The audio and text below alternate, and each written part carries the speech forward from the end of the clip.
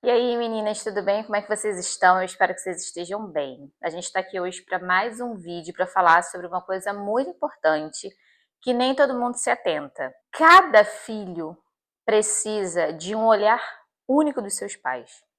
Não importa quantos filhos você tem, não importa se são muitos, não importa se são poucos, cada filho é único. Para quem está chegando agora por aqui, meu nome é Thaís, eu sou mãe de 4 filhos e normalmente quem tem uma família um pouquinho mais numerosa tem o costume de ouvir as pessoas falando sobre os números, né?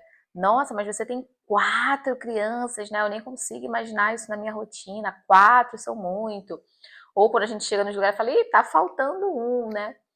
E a verdade é que muitas das vezes ter 4 filhos acaba não parecendo uma quantidade muito grande para mim, porque os meus filhos, eles não são um número, né? Pode parecer uma coisa meio óbvia falar isso, mas as crianças, elas são únicas, né? Eu não sinto que eu tenho 4 filhos. Eu sinto que eu tenho a Liz, o Ben, o Thomas, o Apolo. Eu tenho os meus filhos, né? E cada um deles são especiais. Eu fico pensando que se eu decidisse ter parado no meu segundo filho para ter um menino e uma menina, eu teria a tristeza de não poder conhecer o Thomas e o Apolo, e não de ter 3 ou 4 filhos, né? A questão não é a quantidade de filhos que você tem, mas são as pessoas que você tem a oportunidade de receber e que você possibilita a chegada da vida nesse mundo por causa da sua generosidade. Então, cada criança é única, e essa é a primeira coisa que a gente precisa entender quando a gente se torna pai. Para ajudar na gente nesse caminho, nessa jornada, eu preparei um e-book que ele se chama Projeto Educativo Parental. E do que ele se trata? Você vai olhar para o seu filho de forma integral em todas as 5 áreas que ele precisa para se desenvolver, que é a área física, a do corpo mesmo que ele se movimenta, mais do que o médico que está acompanhando ele ali mensalmente, depois que ele fica maiorzinho só uma vez por ano, você que é pai, você é o principal responsável por estar cuidando dele.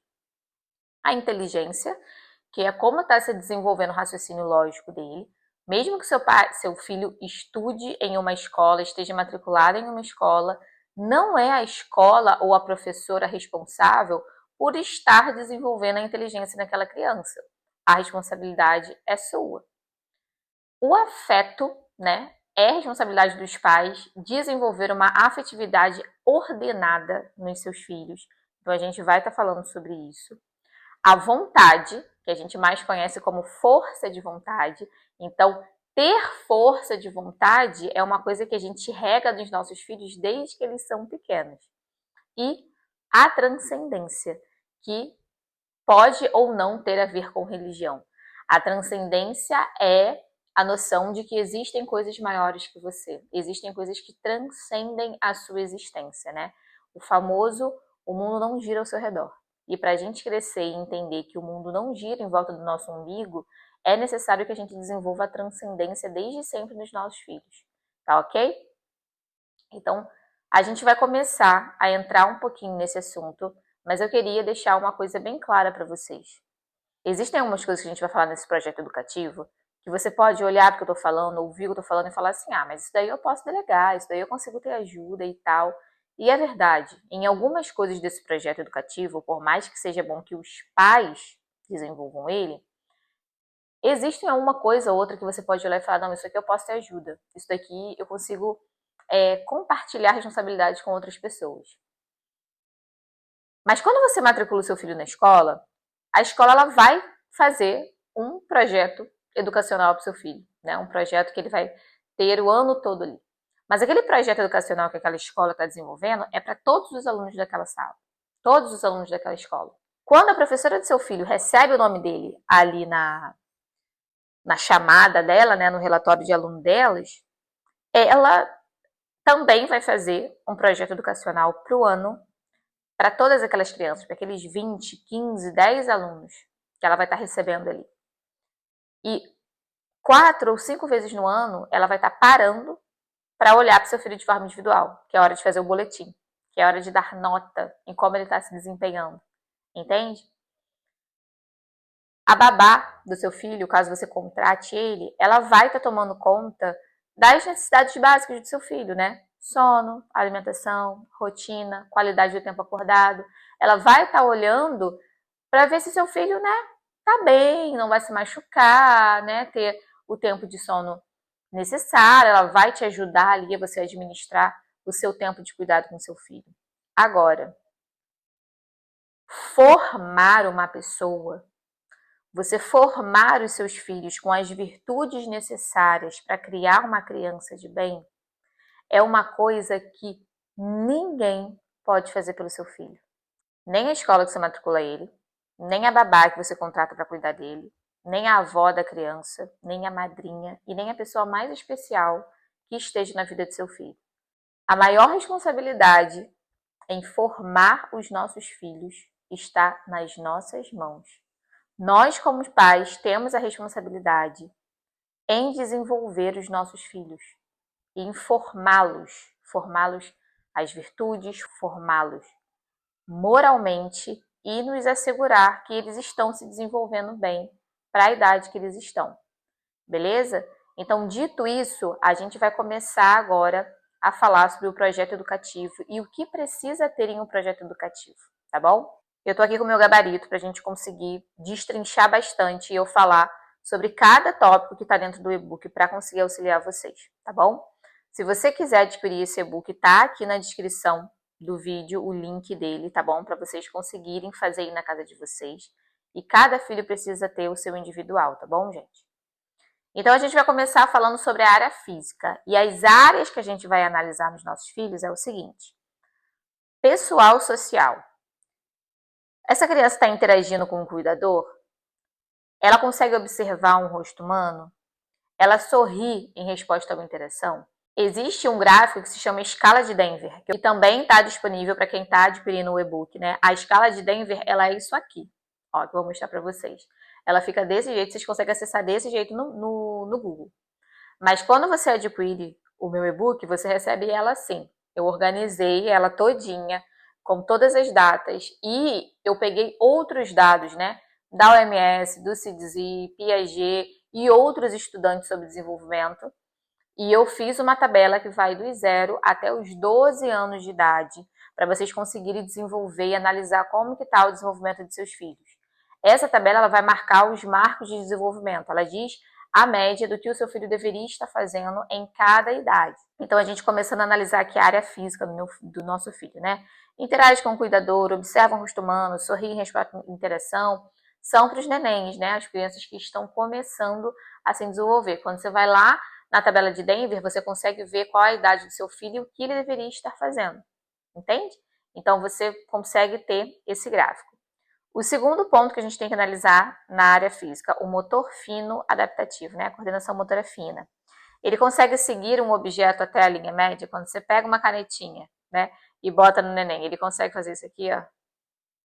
Seguir, mexer a cabeça até aqui, né? A maioria dos nenéns, eles vão começando a desenvolver essa habilidade ali quando estão pequenininhos.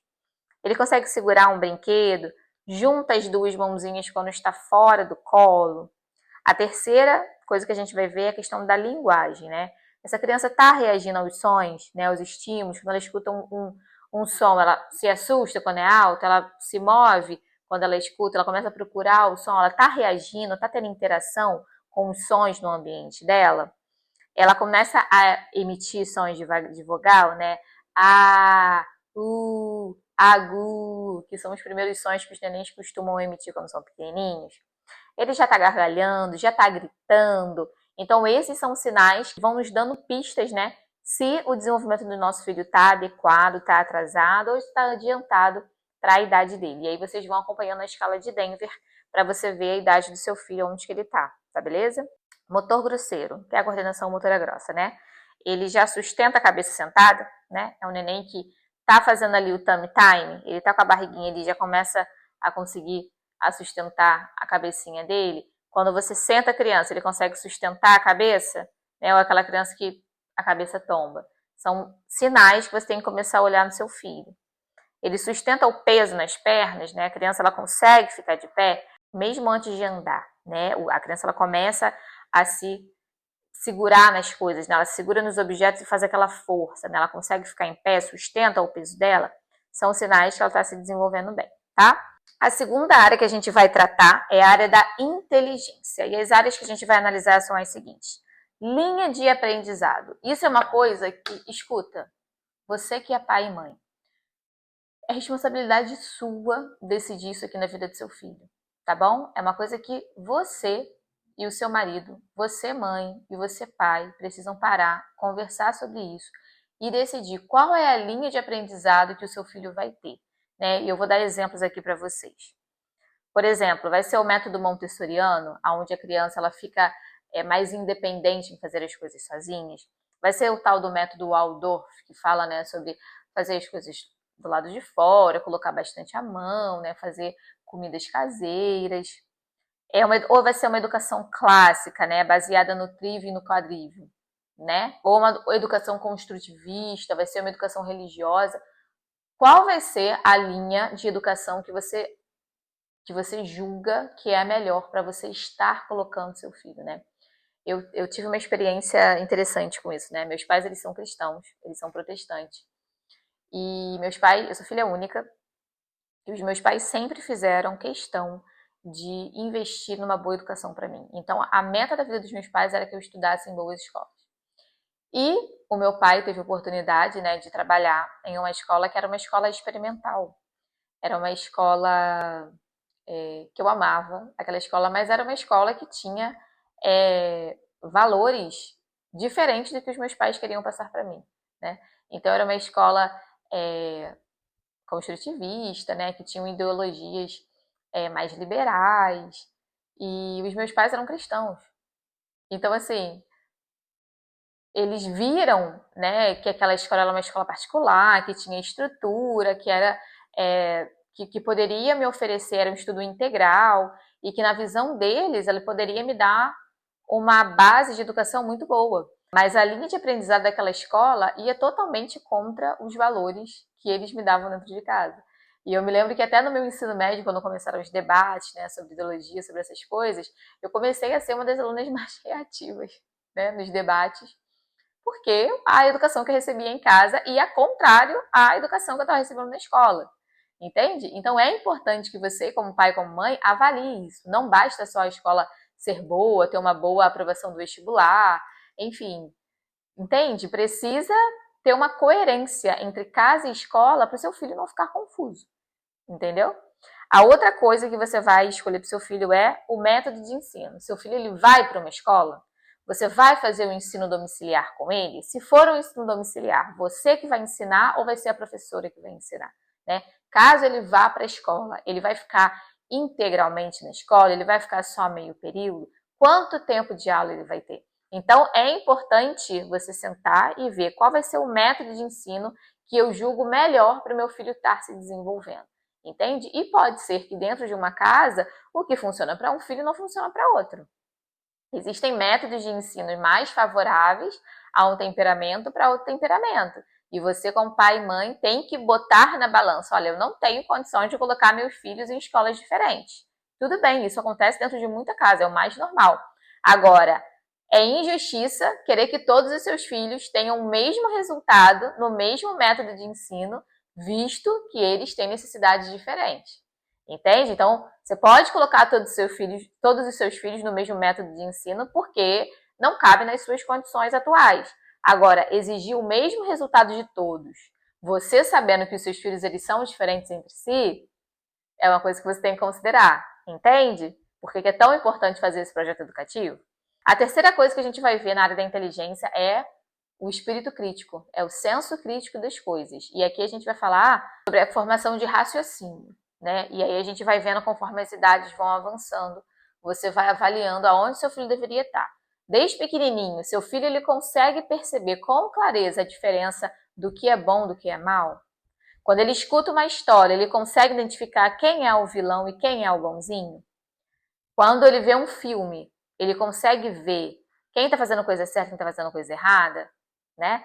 Como que está sendo construído o imaginário dessa criança? Você está dando filmes para eles que confundem o imaginário dele, aonde o bem e o mal fica subjetivo, né? Aonde a criança ela toma uma atitude errada, mas em busca de um bem maior. E aí você deixa seu filho confuso, no caso mas ela agiu errado, mas ela é a boazinha do filme? Como que pode isso? Aí você vai começar a ver, olha, se eu quero desenvolver a inteligência do meu filho, eu preciso prestar atenção no filme que eu boto para ele ver, no livro que ele vai ver, na música que ele ouvir, porque isso tudo está formando o imaginário do meu filho e os conceitos para ele de mundo, entende? A gente precisa entender o seguinte, antes dos nossos filhos chegarem a esse mundo, muita coisa aconteceu antes dele. Então nós, como pais, somos os intérpretes da realidade para os nossos filhos. Então, tudo que a gente oferece para ele, eles armazenam como dados, entende? Se o bem e o mal é subjetivo para ele, quando chegar uma coisa má para ele não vai saber prontamente escolher pelo bem. Por quê? Porque o bem e o mal sempre foi subjetivo para mim, entende? Fumar é errado, mas o meu pai, que é uma pessoa boa, vive com um cigarro na boca. Então, será que fumar não é uma coisa tão ruim assim? Entende? A gente tem alguns exemplos clássicos, né, de filmes que eu posso dar para vocês. Moana é uma menina que, né, vai desbravar lá o mundo para salvar o povo dela, mas o pai dela tinha falado para ela não fazer isso. Mas Moana, para salvar o povo dela, se rebela contra o pai, desobedece ele, vai e vence o mundo. Ou seja, uma desobediência gerou uma ação heróica. Entende? Você que é um adulto, você consegue entender o contexto todo. Porque você tem mais dados na sua cabeça para conseguir analisar aquilo ali, se é bom ou é mal. Agora, uma criança de 3, 4, 5 anos, ela ainda está formando a visão dela de mundo. Ela ainda não chegou na idade da razão, que é lá os 7 anos, para ela conseguir discernir e entender com mais clareza o que é aquilo ali. Então, desobedecer é bom ou é mal? Ué, mas naquele filme foi uma coisa boa. Entende? Certos tipos de livro que você vai dar para o seu filho ler, né, que a história pode relativizar o bem e o mal, né? Por exemplo, no caso do filme Wish, da Disney, né? Que o rei é aquele que pega os sonhos de todas as pessoas e ele só concede o sonho para aquela pessoa que ele dita que é necessário. Então, o que será que esse filme está fazendo analogia? Quem é que nós entregamos os nossos sonhos e pedimos para que os sonhos deles sejam realizados em nós? Né? Esse rei, nesse filme, é colocado como vilão. Então, assim, cuidado. Cuidado com o que você oferece para os seus filhos e tenha um projeto de educação para eles, um projeto educativo falando, não, nessa faixa etária eu vou entregar esse tipo de conteúdo porque eu preciso desenvolver isso nele nessa hora. Beleza? A terceira parte a gente vai falar sobre a vontade da criança, que a gente conhece como força de vontade. A vontade, ela é uma faculdade humana que ela fica ali entre o querer e o realizar, né? Eu quero muito gravar esse vídeo e eu gostaria que ele estivesse pronto. Mas para eu fazer isso acontecer, eu preciso estar fazendo isso aqui, ó. Ter força na minha vontade, que é a minha faculdade, para que eu sente aqui, veja a câmera, veja a luz, bote o microfone, faça o script do vídeo para que isso aqui aconteça. Eu preciso me empenhar, existe uma energia nisso aqui, vocês entendem? E como que a gente vai desenvolvendo essa força de vontade nos nossos filhos desde pequenos?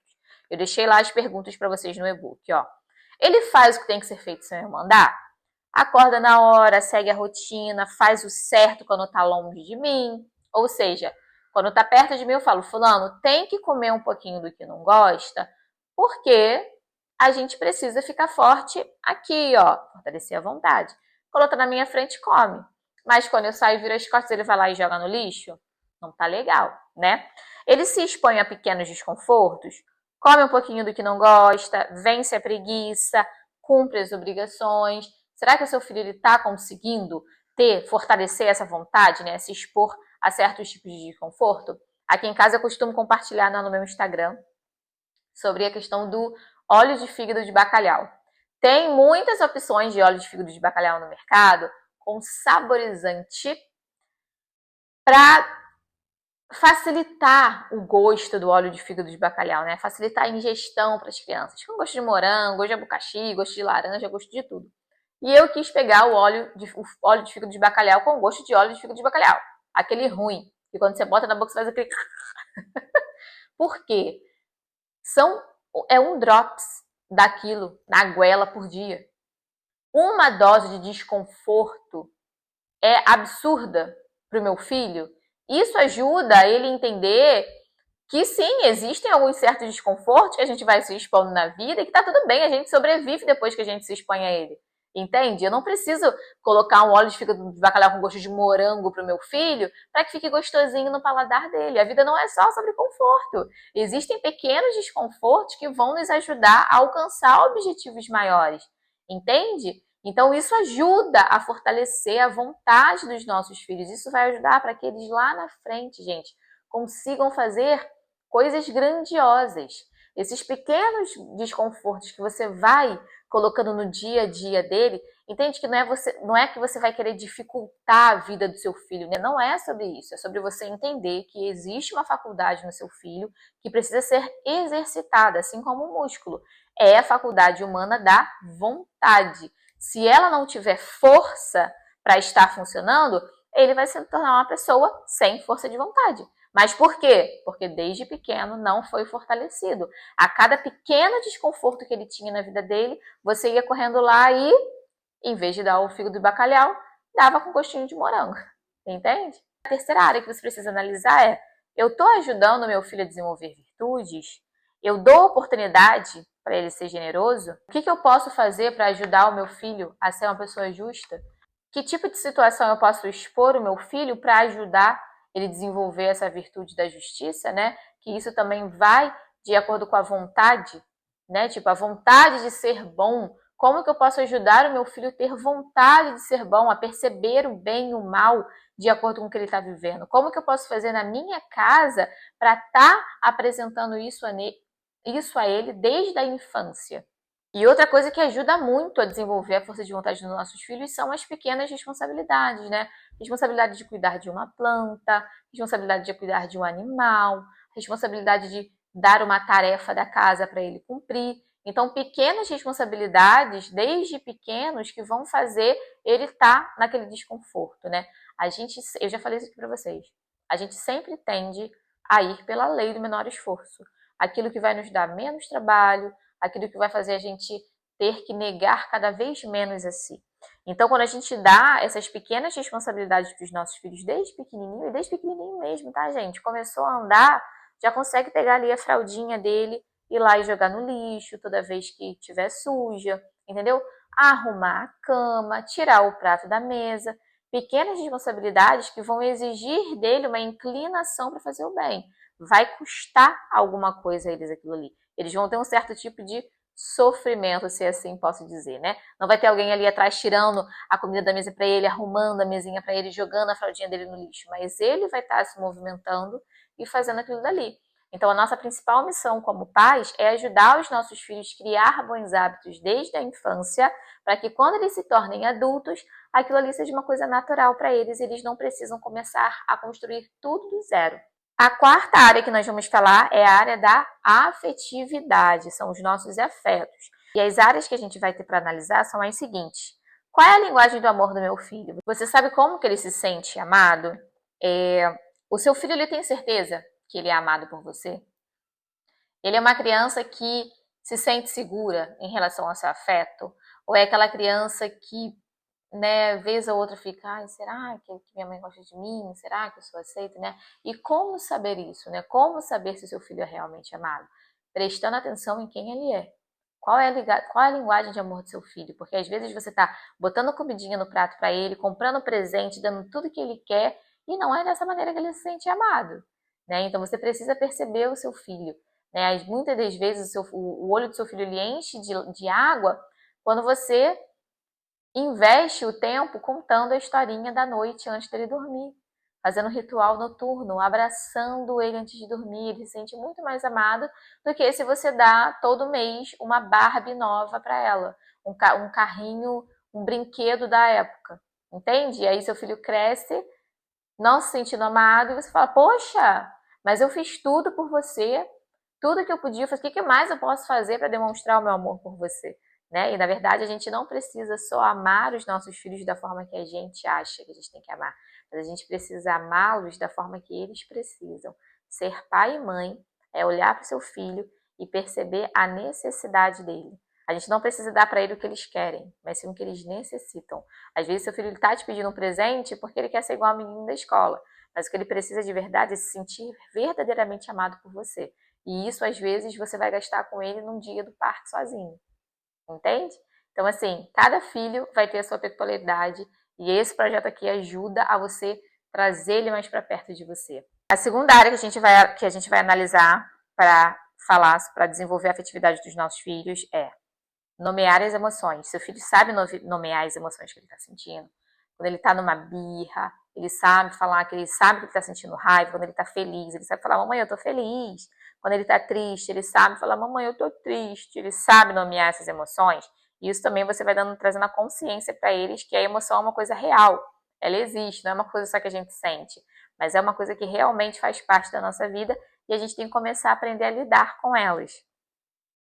E a terceira área que a gente vai analisar é, eu estou ajudando os meus filhos a regular as emoções dele? Quando ele faz birra, eu ajudo ele a lidar com aquele sentimento ou eu só isolo ele no quarto? Eu coloco, tá fazendo birra, vai pro teu quarto agora, fica de castigo, fica lá. E ele não tem nenhum recurso para lidar com aquele sentimento dele. Entende? Então, assim, será que eu estou ajudando meu filho? Eu estou dando recursos para ele quando ele faz uma birra, para que ele consiga lidar com aquele sentimento? Então, a gente vai olhar para essa parte da atividade, dar uma atenção melhor e ser intencional, né? Cada temperamento vai ter uma necessidade diferente, né? Uma criança melancólica. Aqui em casa eu tenho uma melancólica, um sanguíneo, um colérico e o meu nenenzinho que está crescendo ainda, né? A gente ainda não consegue perceber.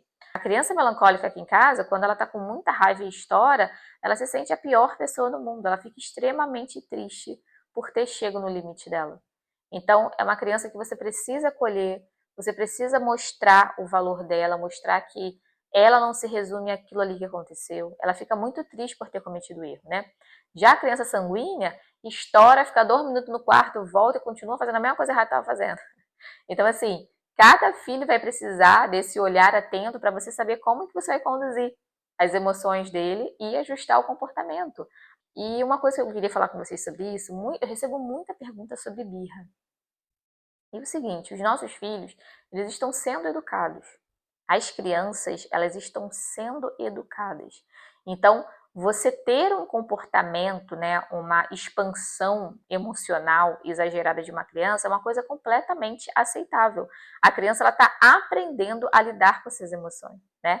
O que não é aceitável é você ver um adulto, né, completamente destemperado, um adulto completamente imaturo que não consegue lidar com essas emoções. Né? As emoções não cabem dentro dele, ele precisa botar para fora e quem está na frente não importa. Então, não é por aí. Agora, com uma criança, é completamente aceitável, né?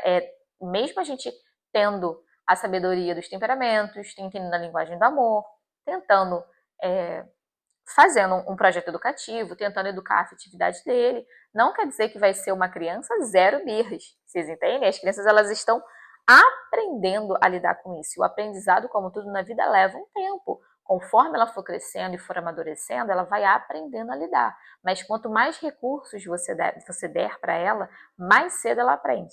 Desde pequenininha, ela recebendo recurso para lidar com a raiva, com a tristeza, com a felicidade, mais ela vai conseguindo amadurecer aquilo dali. É como um músculo mesmo, né? Ela vai exercendo a afetividade e ficando cada vez melhor naquilo dali. E a quinta e última área que a gente vai analisar no nosso filho vai ser a área da transcendência. E a transcendência é uma coisa que muita gente acaba se confundindo, né? Ah, a área da transcendência é a área que eu vou falar sobre a religião com o meu filho e tal. E não necessariamente, gente. A transcendência, independente de você ter uma religião ou não, é a área que faz a gente entender que existem coisas que são maiores do que nós, que vão além do que nós. Né? Como, por exemplo, existe dia e noite todos os dias. E eu não tenho absolutamente nenhuma participação nisso. Né? A chuva, ela cai e ela molha. E eu não tenho nenhuma participação nisso. Entende? A água do mar tem ondas. E eu não tenho nenhuma participação nisso. Então, existem coisas que a gente não precisa, que não precisam da nossa validação para que ela seja verdade. A gente só testifica que é verdade.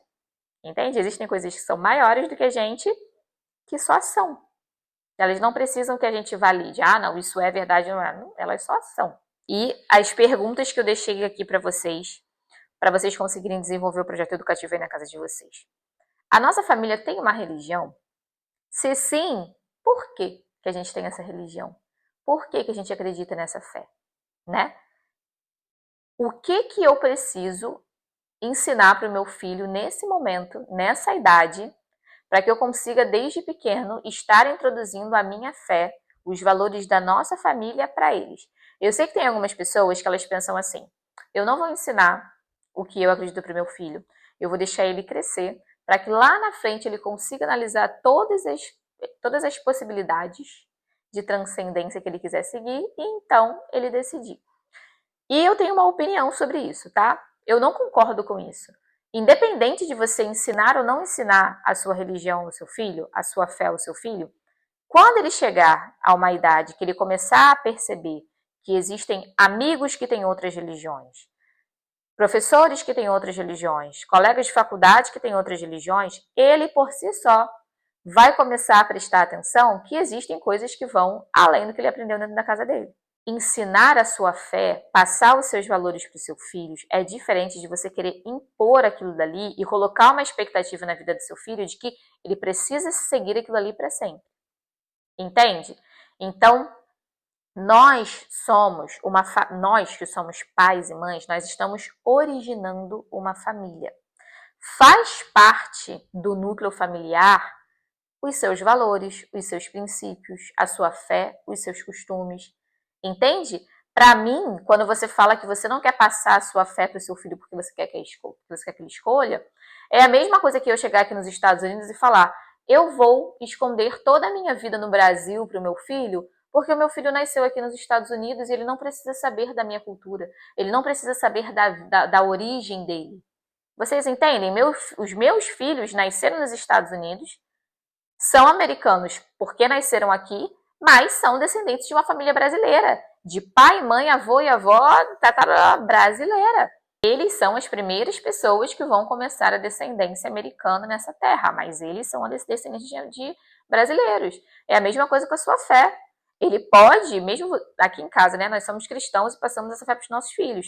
É uma utopia achar que todos os meus filhos vão seguir a vida toda, tudo que eu ensino para eles dentro de casa, sem jamais se questionar sobre outras religiões, né? E é impossível mesmo, porque aqui em casa a gente fala, inclusive, sobre as outras religiões, né? A gente apresenta para eles outras religiões. Então, assim, apresenta para o seu filho quem você é. Deixe o seu filho saber o que você é, no que você acredita. A chance do seu filho te admirar por isso, mesmo que ele não concorde com você, mesmo que ele cresça e fala: mãe, obrigada pelo que você me deu, eu não quero seguir isso aqui, agora eu vou para outra religião. E você deixa o seu filho ir, porque a vida é dele, não é sua, sem decepções. Então você entrega para ele o que você tem e o seu filho vai saber exatamente quem você é, exatamente no que você acredita. Entende?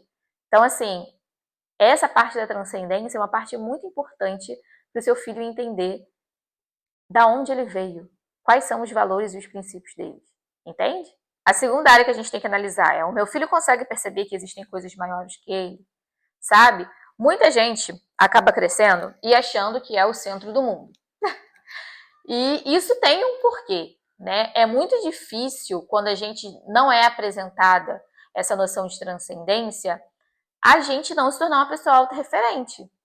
Porque tudo que a gente tem no mundo, toda referência que a gente tem no mundo, vem de dentro de nós.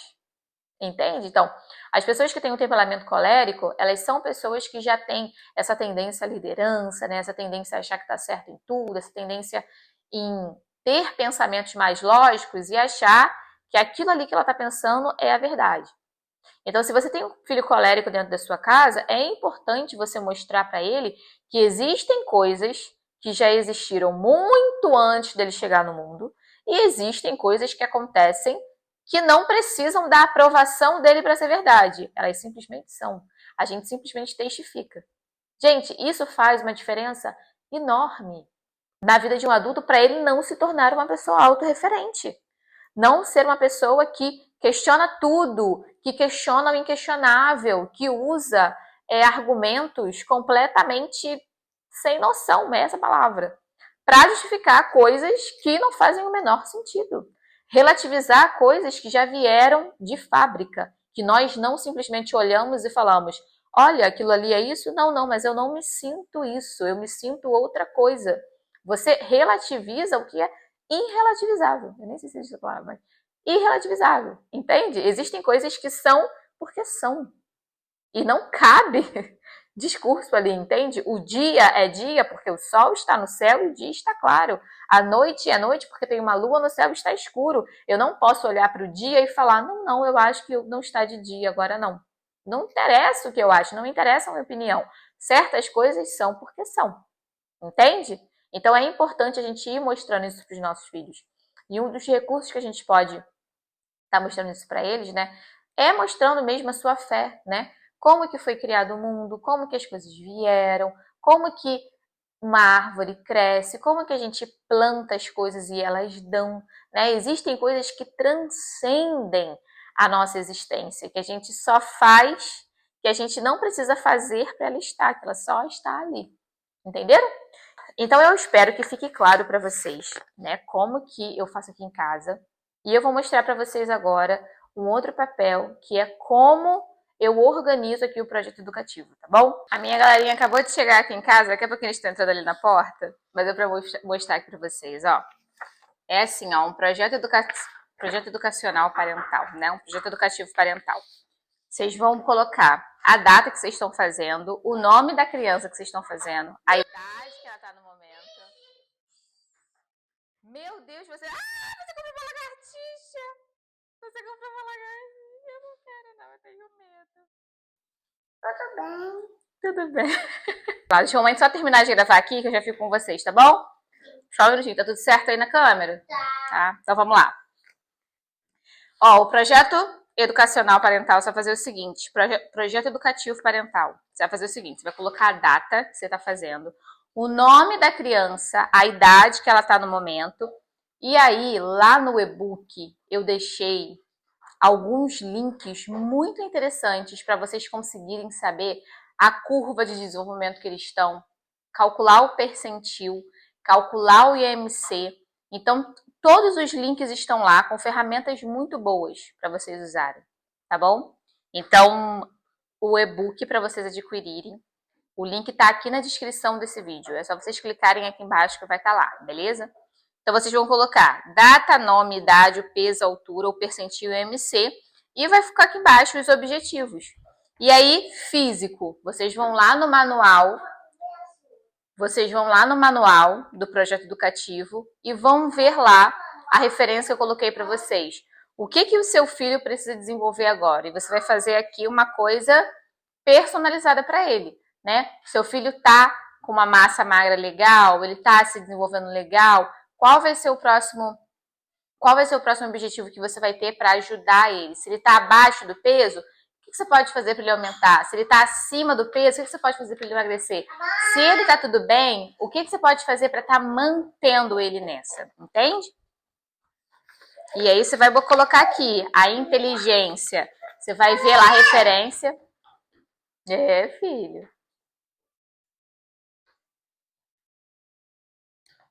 É, filhinho, você viu? É lagartixa. E ela mexe. Ela mexe, né? Tá, mexe pra lá. Eu não quero que mexa aqui, não. Tudo bem, meu amor? Tô terminando, são os últimos 5 minutos. Pode entrar e tal, já avisei.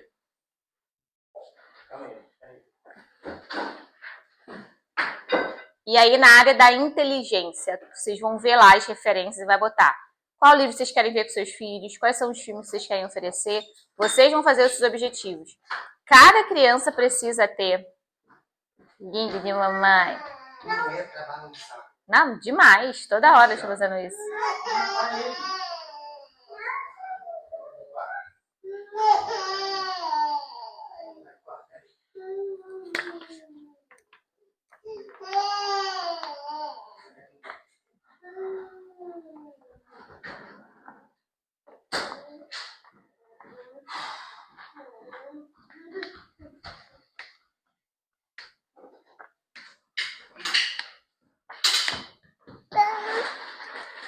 Tan, tan, tan.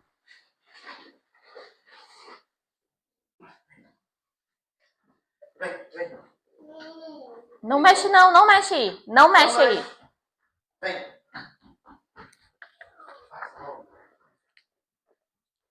Então, vocês vão lá. Inteligência, vontade e transcendência. Vocês vão pegar o manual. Vocês vão pegar o manual do projeto educativo parental e vocês vão ver aquelas perguntas que estão lá, aquelas sugestões de temas que estão lá.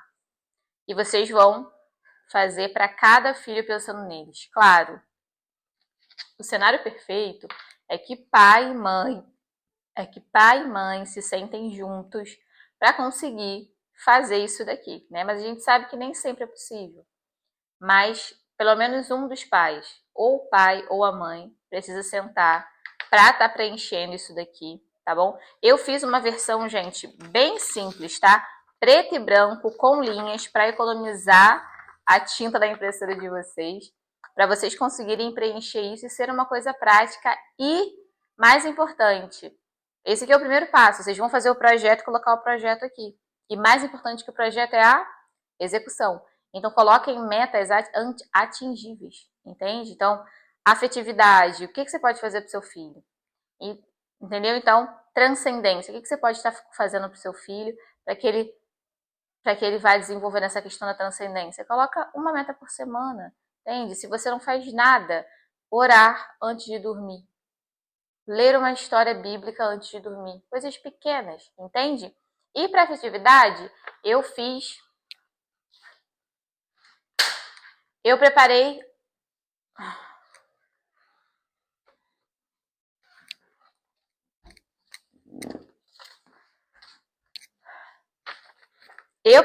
um bônus para vocês, que é o plano mensal da afetividade organizada. São 4 semanas que cada dia você vai estar ajudando o seu filho. Você vai estar ajudando o seu filho. Você vai estar ajudando o seu filho a crescer, né? Nessa área da afetividade. Então tem aqui nomear as emoções, colocar limites com carinhos, desenvolver a empatia, vocês criarem rituais de afeto, sugestões de autorregulação, ação reparadora e gratidão. Então, é um mês. Então, é um mês que vocês vão estar fazendo isso daqui.